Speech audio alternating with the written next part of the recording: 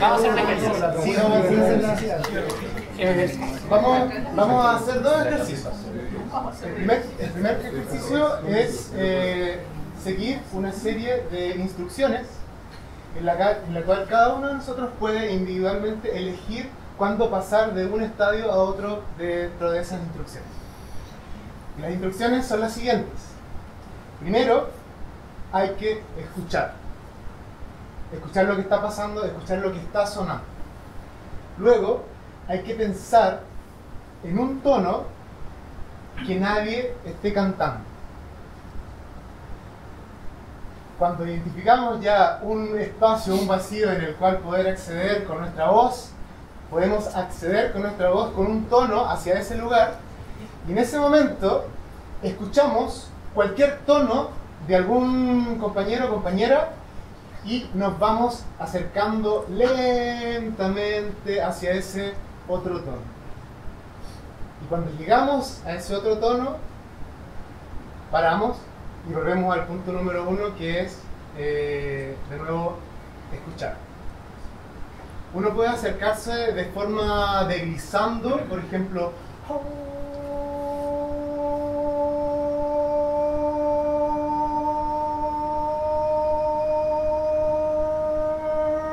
y cuando ya sé que llegué al segundo tono al que pensaba llegar, paro y vuelvo a escuchar. Si alguien quiere quedarse escuchando todo el rato, está todo bien. ¿Ok?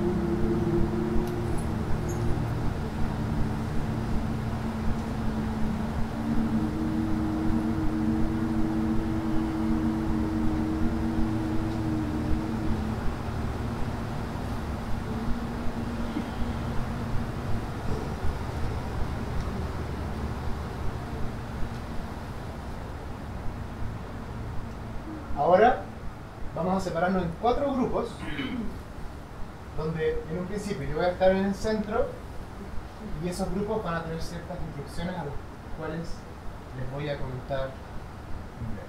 Entonces, un grupo acá, un grupo acá, un grupo acá y otro grupo acá. Aquí los ratitos nos separamos, hacemos una pequeña barrera, una pequeña subdivisión.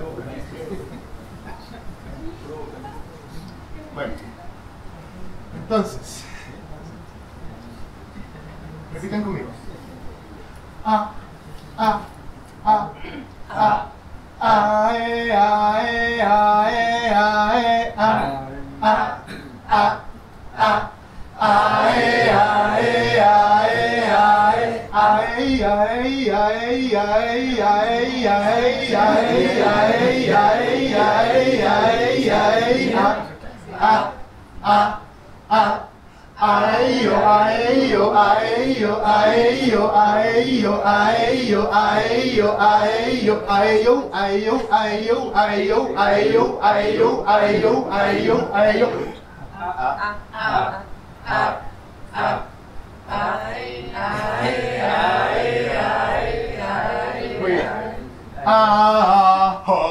Bajamos una tercera. Ustedes van a ser la antípoda de este grupo.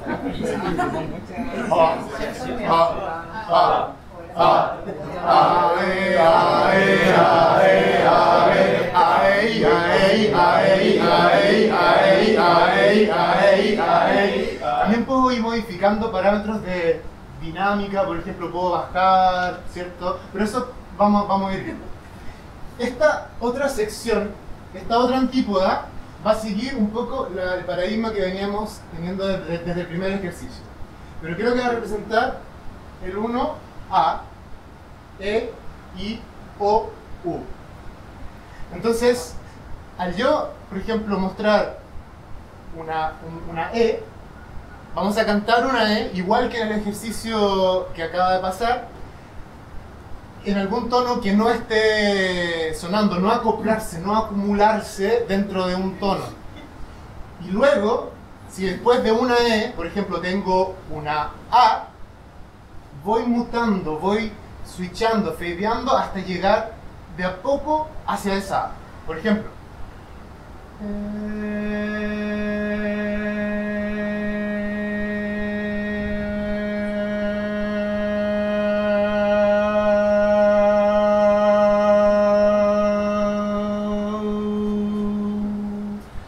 es la misma para esta antípoda. ¿Está bien? Bueno.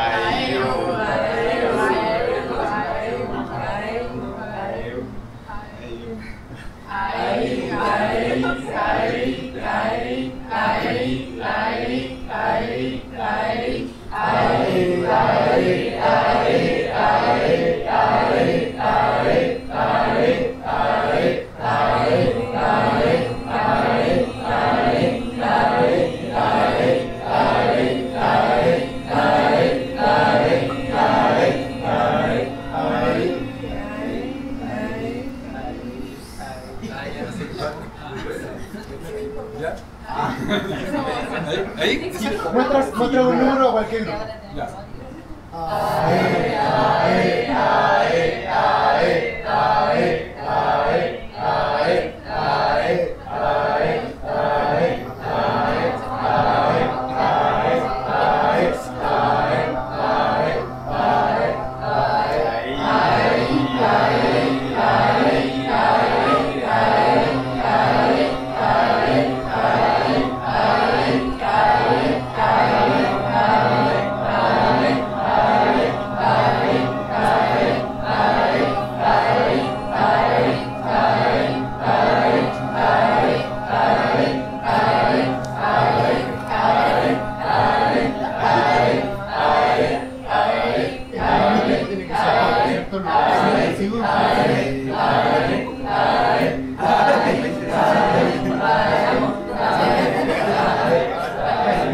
menos en rigor del tiempo hay que igual un poco bajar a tierra, y lo que yo quiero bajar en realidad es la pregunta sobre cómo estos dos sistemas difieren en cuanto a cómo son concebidos y cómo podemos hacer una metáfora de esto. Quizás desde mi punto de vista pueden ser un poco naif, pero de todos modos voy a comentarles qué es lo que yo pienso acerca de esto para tener también un feedback de parte de ustedes que me pueden manifestar qué es lo que piensan. Entre la primera y segunda partitura existe una forma de gestionar el tiempo de manera diferente. Dos puntos de vista. La primera partitura desarrolla con decisiones individuales donde los participantes eligen cuándo cambiar de una instrucción a otra, escuchar, pensar en un tono, cantar, etc. Y tienen también la posibilidad de quedarse en silencio sin emitir sonido alguno, ya que el primer paso es solamente escuchar. Y al hacer esto, no se deja de pertenecer al conjunto entero. El resultado es un clúster o puñado de posibilidades, dependiendo de la cantidad de participantes, donde las expectativas y las decisiones son plurales e individuales. No se pueden cambiar las reglas, pero si se desea, la persona puede quedarse solamente escuchando durante todo el transcurso de la interpretación.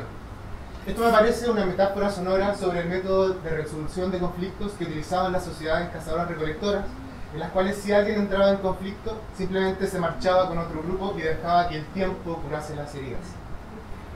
La segunda partitura desarrolla una forma lineal de ver el tiempo, una organización vertical en la cual las decisiones son tomadas como resultado de las expectativas de una sola persona, o sea, la persona que dirige, y la forma en cómo estas son señaladas.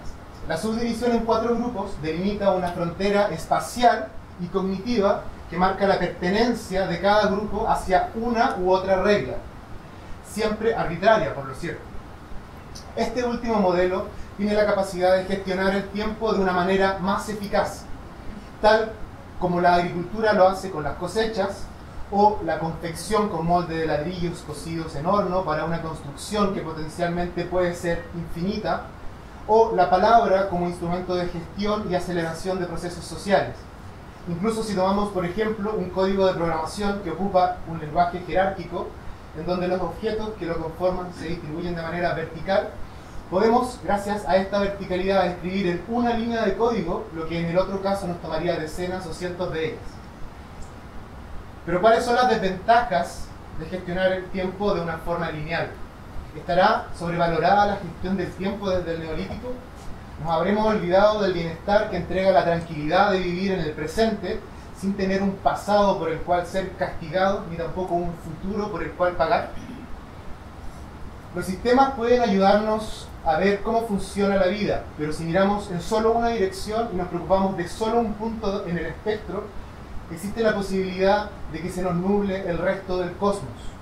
Un ejemplo de esto respecto a la ecología mental es el miedo.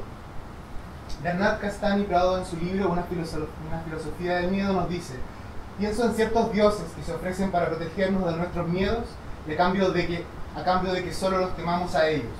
Pienso también en la idea de un más allá que promete compensarnos el sufrimiento y el sinsentido de esta vida a condición de que despreciemos todo lo que ésta tiene de bueno. ¿Por qué alojar nuestras culpas en seres de la naturaleza divina o simplemente en otros seres? ¿La vergüenza nos podrá matar? ¿Podremos morir de vergüenza? Pienso en el food shaming. Me refiero a la forma con la que algunas sociedades cazadoras-recolectoras insultan la comida para no darle créditos o poder a aquel que la trajo. Una manera de conservar la horizontalidad. Entonces busco food shaming en el navegador y lo único que aparece son frases del estilo "You know, you shouldn't be eating that kind of shit, right?" Pero no aparece nada relacionado con la forma del poder del no poder. Cuando la culpa, vergüenza, está dirigida hacia la comida, se produce una complicidad jocosa, una broma. En cambio, acusar a otro ser en vez de a la comida nos ha hecho creer ilusamente de que nuestras expectativas personales tienen que pertenecer a los demás. Tengo una amiga que cuando era chica en su familia le decían la sorda. No, si esta chiquilla está sorda, decían. Me pregunto, ¿qué cosas no habrá querido escuchar para tener que construir aquella muralla de contención sonora? También conozco a personajes tan fascinados con su propia voz que no pueden dejar de parlotear por un buen rato, tanto en reuniones como con otras personas, a través de largos mensajes de voz utilizando los dispositivos con los cuales nos comunicamos, o por lo menos intentamos. Estos recursos utilizan el sonido a su propia manera. En el caso de mi amiga, a quien solían retar de chica, el proceso de cancelación de la escucha es sustractivo, mientras que aquel que fabrica una pared hecha de palabras está usando un modo aditivo. Nos vamos transformando en piedra. Cita: las superficies más antiguas del mundo en que vivimos están picoteadas por siglos de vida y muerte de los líquenes. Los líquenes extraen los minerales de la piedra en un proceso en dos fases conocido como meteorización. Primero, deshacen físicamente las superficies con la fuerza de su crecimiento. Y segundo, despliegan un arsenal de ácidos potentes y compuestos aglutinantes de minerales para absorber la piedra. La capacidad de los líquenes para corroer los convierte en una fuerza geológica, pero no solo disuelven los rasgos físicos del mundo, hacen mucho más. Cuando los líquenes mueren y se descomponen, crean los primeros suelos de nuevos ecosistemas. De hecho, los líquenes son la manera en que la masa mineral inanimada del interior de las piedras es capaz de ingresar en los ciclos metabólicos de los seres vivos. Los líquenes son intermediarios que habitan en la línea que separa la vida de la no vida. En este fragmento del libro Entangled Life de Melvin Sheldrake, me pregunto metafóricamente, ¿qué o quién sería este intermediario si nosotros fuésemos de piedra? Quizás, si la única culpa que nos ayuda es la vergüenza personal, que nos hace aprender del error, que pareciera erosionarnos o moldearnos como si fuésemos de piedra, como el líquen comiéndose la roca. ¿Perderá sentido la palabra si le sacamos su función instrumental coercitiva, pagando y haciendo pagar con ese valor que nace de la domesticación de la vida y de los sonidos? Una nueva dimensión de ellos, fonemas con un significado donde podemos sumergirnos, pertenecer. Pero ¿a qué costo si no logramos entender de que las representaciones no son nada más que representaciones? El poema de Gilgamesh, hacia el año 1750 a.C., en el poema de Gilgamesh, un soberano de la ciudad sumeria de Uruk, 2/3 de él dios y 1/3 humano, representa el primer registro que tenemos de un héroe salvador, un primer acercamiento hacia el objeto de la expiación. Proteger la ciudad, amurallándola, le otorgó a Gilgamesh el permiso divino de permitirse ciertas atribuciones por sobre las demás personas. Aquí algunos extractos del poema. El cabello de su cabeza crecía tan recio como la cebada. Sus compañeros se mantienen atentos por sus contiendas. A los jóvenes de Uruk hostiga sin justificación. Gilgamesh no deja que ningún hijo vaya libre a su padre. De día y de noche su tiranía se hace más severa. Gilgamesh, el guía del pueblo tembloroso, es él quien es el pastor de Uruk la cercada. Pero Gilgamesh no deja que ninguna hija vaya libre a su madre. Las mujeres expusieron sus tribulaciones a las diosas. Llevaron sus quejas ante ellas. Aunque poderoso, preeminente, experto y poderoso, Gilgamesh no deja que ninguna muchacha vaya libre hasta con su novio. La hija del guerrero, la novia del joven, a su queja la diosa prestó atención. ¿Qué suscita mirar la otredad como algo inferior? El miedo a la muerte, el miedo a la escasez en una urbe espesa. ¿Será Gilgamesh el primer cabrón? ¿Contendrá cada enojo coercionado o pataleta el deseo fútil de alcanzar la inmortalidad? ¿Nos tratamos como amigos, escuchándonos, o nos tratamos como soldados, envenenándonos o pisoteándonos, pero sin escuchar?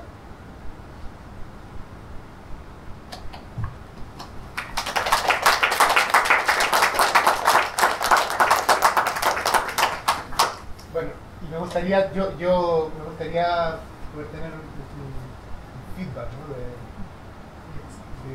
Si es que se entiende las murallas que nos separaron en un principio para hacer un sistema. Ese sistema hace gestionar el tiempo de una manera más eficiente y por lo mismo se vuelve más predecible, puede ser más interesante, pero en el primer ejercicio que tuvimos teníamos verdaderos clústeres, ¿cierto?, de estrellas, de tonos que no coincidían, que no. Entonces, quizás ese es es una metáfora, en realidad, que con la invitación, ¿cierto?, de cuestionar el antropoceno y cómo era la vida antes de eso, cómo los sistemas delimitan nuestra... Me gustaría como interpretarlo de alguna cosa, sacar una reflexión como en cuanto a la importancia de quizás estas murallas que ayudan de alguna forma como tipo de organización, pero que tienen que ser elaboradas desde la responsabilidad y desde el respeto, porque como comentaba al final sobre la otredad igual es un término que se ocupa en psicología y que se basa mucho en cómo la otredad se conforma porque está esta otra parte que margina esa otredad. Entonces es muy importante que si nos damos cuenta de que existe esta otredad es porque probablemente no necesariamente nosotros somos parte de esa otra parte que margina, pero es importante concientizar al respecto y estar conscientes de que esta responsabilidad que existe de no pasar por alto al resto, ¿no? Y de respetar todos los límites que cada uno, cada persona, cada organización, cada nación tiene que hacer. Sí, respecto de lo que estás comentando de la otredad, mientras yo cerré los ojos y podía escuchar, si bien éramos diferentes, como dices tú, yo navegaba en una fluctuación de ritmos y de colores de voz que era muy, ¿cómo se podría decir? En su amplitud lo hacía muy rico. Si hubiera habido una pura voz o dos voces, no hubiera hecho el mismo efecto que algunas voces más profundas que provocan un eco y otras más graves que explotan encima. Muy bien. Entonces, esa otredad, si bien se trata muchas veces, como decías tú en el texto, de forma despectiva, tratando de controlar, porque a través de tal vez ese control hay mucho miedo, esa otredad siempre tiene que existir, porque si no seríamos todos iguales. Y ya hay muchos sistemas que han tratado de homologarnos, y siempre eso se desborda porque todos somos distintos. Claro. Entonces, eso, esa parte me parece. Yo creo que la canción suena más bonita cuando la cantamos entre todos, y eso significa que se armoniza cuando las cosas las hacemos entre todos. Creo que es una demostración de que el camino que está tomando, la dirección que está tomando este mundo no es el correcto. Entonces creo que deberíamos hacer las cosas de forma participativa y cada vez más juntos. Y psicoacústicamente también, porque nuestro cerebro fabrica, por así decirlo, un tercer tono de dos. Genera la diferencia que hay de frecuencias, y en realidad muchas veces no nos damos cuenta de eso, pero si toman una flauta, no sé, 440 y una 550, tu cerebro va a hacer la diferencia, 610. No sé si, y eso pasa en todo. Y probablemente si estás solo en el mundo no va a pasar. Necesitas de un... Sí. En la música existen los sonidos que son consonantes y los sonidos que son disonantes. Tanto consonantes en la música clásica como disonantes en el jazz actualmente se están integrando. De modo que la música moderna integra consonancia y disonancia que a todos nos gusta. Lo que es distinto y lo que es similar. Bueno, desde mi punto de vista, el temperamento en la música viene a ser uno de los sistemas. Uno, si bien con ese sistema puede poder ver un poco más allá, como por un telescopio, pero hay miles de sistemas. O sea, están sistemas de 43 tonos, de 88, de 22, de 11. Y claro, esos los parámetros de consonancia y disonancia dentro de un sistema temperado es como hablar de lo bueno y lo malo como en un sistema cristiano también, desde mi punto de vista. Yo siempre pienso en eso.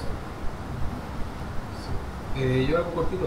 Yo cuando niño participé en el coro del colegio y la profesora no hacía hacer eso.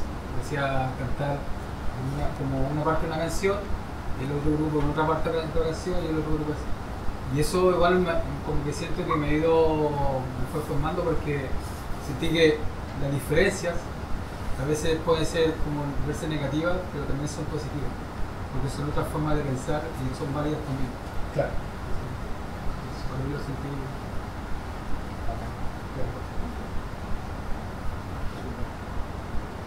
Muchas gracias.